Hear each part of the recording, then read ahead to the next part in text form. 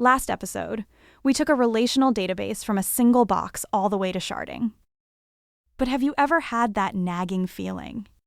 Some data just fights you when you force it into tables. User profiles. You add a field today, another one tomorrow, altering the table every single day. Logs and time series. This row has these fields, that row has those. Cram them into one fixed width table and it's mostly empty. Social connections. You want friend of friends, and the SQL you write ties your own brain in knots. Today, 4 kinds of database that don't do relations. Each one is built to take one specific path and push it to the extreme. Let me give you one line that welds the word NoSQL into your brain. NoSQL is not a better database. It's this. You trade everything for one access path. Each one screams down its own path, but step off it and it falls apart. 4 types. Just remember 4 words. Key value. Knows nothing but a key. Document. One aggregate stored as one piece. Wide column. Sparse. Built for time series and massive writes. Graph. The relationships themselves are the star. One at a time, and I'll run each one for real. Type 1, key value. The simplest and the purest. Basically one giant hash table. One key maps to one value. I built a million keys.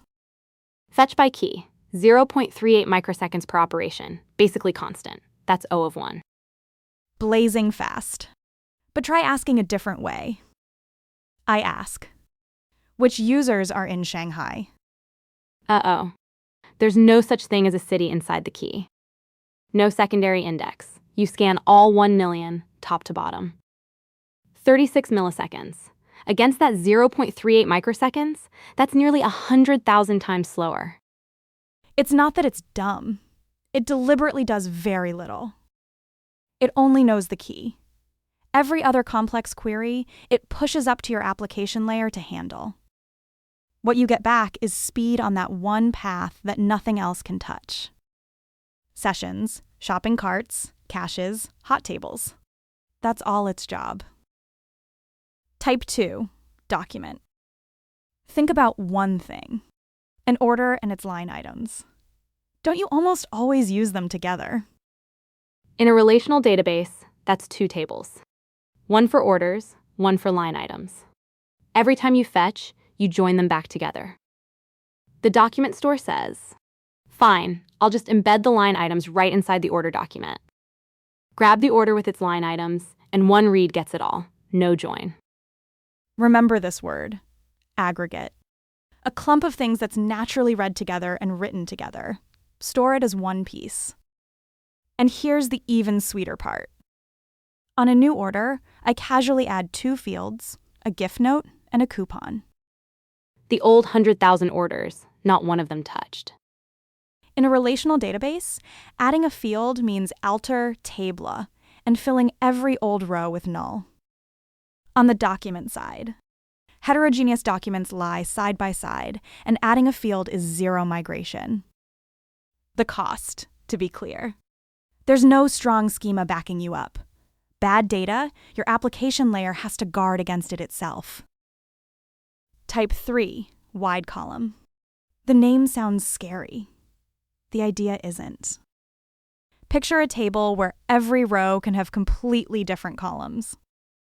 Take time series as an example. 1 row per user, and the columns are the timestamps of their individual events. Some people log 1 event a day, some log 40. Every row is a different length. That's what sparse means. I store 10,000 users, and it's really just 200,000 cells.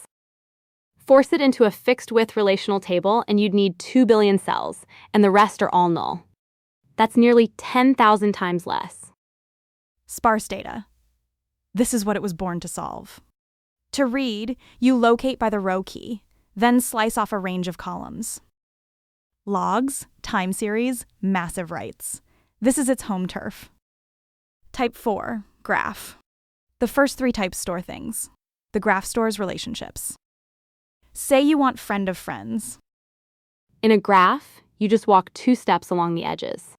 2 hops, over 900 people, 0.3 milliseconds. Go 3 hops, 25,000 people, and it's just 3 milliseconds. The same thing in a relational database is called a self-join. The friends table joined to itself. 1 hop, 1 join. 2 hops, 2 joins. 3 hops, 3 joins. Before dedup, the intermediate results grow as a power of the friend count. 2 hops, 900 rows. 3 hops, 27,000 rows. 1 hop deeper, and the row count blows up exponentially. The graph only visits the nodes it actually reaches. No more, no less. Multi-hop, shortest path, recommendations. This is what the graph lives for.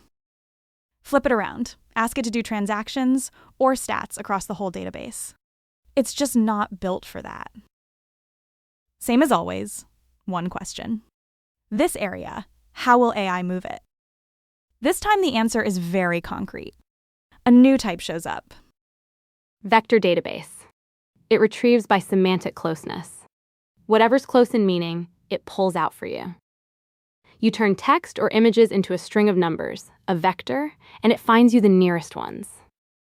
Key value finds by key, document by aggregate, graph by relationship, and the vector database finds by meaning. It's the foundation for RAG, for recommendations, for dedup. It's practically become the 5th type. But let me draw the boundary clearly for you. The vector database has its trade-offs too. What it finds is approximate, not exact. Recall, latency, cost. You're picking inside that triangle. It adds one more dimension to choosing a database. Not just structured versus semi-structured. There's one more. Do you need to query by meaning? But it doesn't replace transactions, and it doesn't replace the ledger that has to be exact to the penny. So when exactly do you go SQL, and when do you go NoSQL? Choose SQL. Structured, tightly related data, complex joins, transactions exact to the penny, and querying any way you want. Choose NoSQL. The schema keeps changing. No complex joins needed, data in the terabytes, even petabytes, and writes coming in hard. But the deadliest trap, let me call it out first. NoSQL does not mean no schema. The schema didn't disappear. It just moved out of the database and into your application code. That table structure you skipped turns into checks all over your code for whether a field even exists. Trap number 2. Don't use the wrong type. Using key value for range queries, documents for cross-database joins, a graph for whole database stats. All disasters. Trap number 3. Most NoSQL is eventually consistent. You write something in, and there's no guarantee every replica sees it the next second. Read a stale value, and you have to accept it and handle it yourself. Let's wrap up. Choosing a database, always ask one thing first. This data, how do I mainly access it? By key, by aggregate, by time slice, or following the relationships? Access pattern first, then pick the database. Not the other way around, bending the data to fit the database.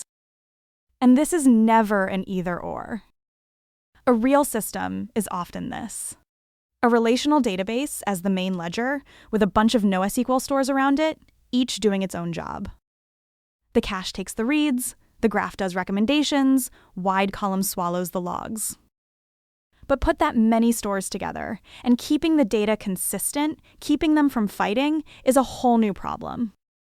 Next time, we'll talk about the one thing almost no system can avoid: caching.